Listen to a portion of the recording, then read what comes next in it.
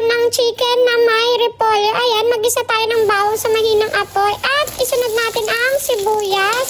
Pag naluto na po natin ang bawang at sibuyas, ilagay na natin ang chicken, syempre. At pagkatapos nga natin mailagay isa-isa ang bawat chicken, ay haluin naman natin at hintayin natin magpalit ng kulay bago natin lagyan ng pamintang durog.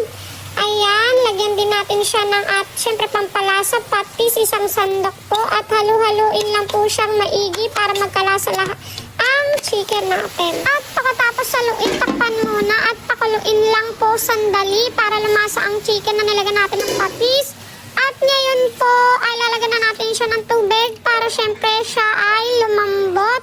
Ilagay na rin natin ang carrots para kasama na siyang lumambot. Lagyan din natin ng nor cubes. Na syempre dapat chicken cubes din po kasi chicken ang ating niluluto. Ayan, takpan na din po natin siya at palambutin.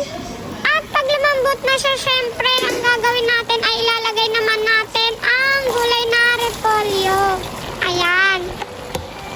Tapos, halu-haluin lang po natin siya maigi at takpan para lumambot. At pagkalambot po ng karne, ng gulay, lagay na po natin ang ating tomato sauce. Ayan.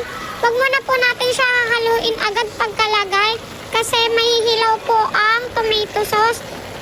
Kaya ang gawin natin, buhusan lang po natin siya ng paunti-unti ng tubig hanggang sa malusaw po ang tomato sauce na nilagay natin. Ayan.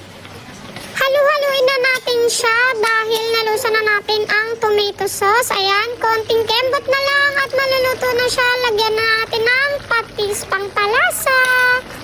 Yan, konti na lang at luto na po siya. Lagyan lang natin siya ng konting